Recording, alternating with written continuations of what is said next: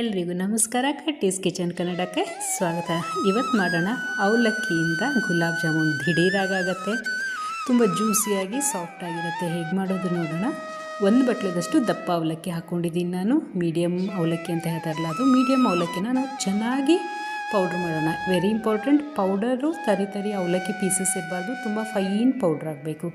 ಇದಕ್ಕೆ ಅರ್ಧ ಕಪ್ಪಷ್ಟು ಮಿಲ್ಕ್ ಪೌಡರ್ ಮತ್ತು ಅರ್ಧ ಕಪ್ಪಷ್ಟು ಗೋಧಿ ಹಿಟ್ಟನ್ನು ಹಾಕ್ಕೊಂಡು ಒಂದು ಮೋರ್ ಟೈಮ್ ನಾವು ಮಿಕ್ಸಿನಲ್ಲಿ ಚೆನ್ನಾಗಿ ನುಣ್ಣಗೆ ಅದನ್ನು ಪೌಡ್ರ್ ಮಾಡ್ಕೊಳ್ಳೋಣ.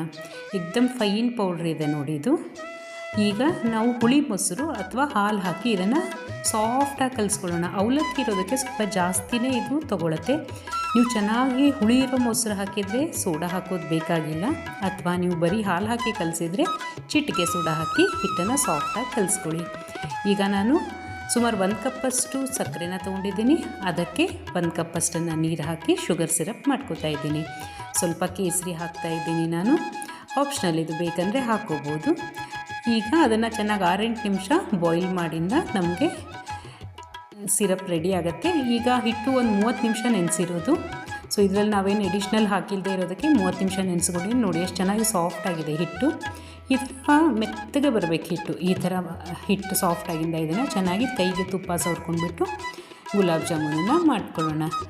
ಈಗ ನಾವು ಮಾಡಿಟ್ಕೊಂಡಿರೋ ಗುಲಾಬ್ ಜಾಮೂನ ನೀವು ಎಣ್ಣೆಯಲ್ಲಿ ಬೇಕಾದರೂ ಕರಿಬೋದು ಅಥವಾ ತುಪ್ಪದಲ್ಲಿ ಬೇಕಾದರೂ ಕರಿಬೋದು. ನಾನು ಎಣ್ಣೆನಲ್ಲೇ ಕರ್ಕೋತಾ ಇರೋದು. ಇದನ್ನು ಮೀಡಿಯಮ್ ಅಥವಾ ಲೋ ಫ್ಲೇಮಲ್ಲಿ ಇಟ್ಕೊಂಡ್ಬಿಟ್ಟು ಚೆನ್ನಾಗಿ ಡೀಪ್ ಫ್ರೈ ಮಾಡಬೇಕು. ಒಳಗಡೆ ಎಲ್ಲ ಬೆಂದ್ಕೋಬೇಕಲ್ಲ, ಅದಕ್ಕೆ ಐದರ್ ಮೀಡಿಯಮ್ ಇಟ್ಕೊಳ್ಳಿ ಅಥವಾ ಲೋ ಫ್ಲೇಮಲ್ಲಿ ಇಟ್ಕೊಂಡ್ಬಿಟ್ಟು ಚೆನ್ನಾಗಿ ರೆಡ್ ಕಲರ್ ಬರೋವರೆಗೂ, ಈ ಥರ ಬರೋವರೆಗೂ ಫ್ರೈ ಮಾಡ್ಕೊಳ್ಳಿ. ನೋಡಿ ಎಷ್ಟು ಸ್ವಲ್ಪ ಏನೂ ತೊಂದರೆ ಇಲ್ಲ, ಒಡೆದೋಗಿಲ್ಲ, ಚೆನ್ನಾಗಿ ಬಂದಿದೆ. ಈಗ ಇದನ್ನು ಒಂದು ನಿಮಿಷದವರೆಗೂ ಹೊರಗಡೆ ಇಡಬೇಕು. ಆಮೇಲೆ ಸಿರಪ್ಪಲ್ಲಿ ಹಾಕಬೇಕು. ನೀವು ಅಷ್ಟರಲ್ಲೇ ಬೇರೆ ಸೈಡ್ ರೆಡಿ ಮಾಡ್ಕೋಬೋದು. ಈಗ ನೋಡಿ ಸಿರಪ್ಪಲ್ಲಿ ಹಾಕಿ ಒಂದು 45 ಮಿನಿಟ್ಸ್ ಆಗಿದೆ. ಎಷ್ಟು ಚೆನ್ನಾಗಿ ಜ್ಯೂಸಿ ಆಗಿರೋ ಜಾಮೂನ್ ರೆಡಿ.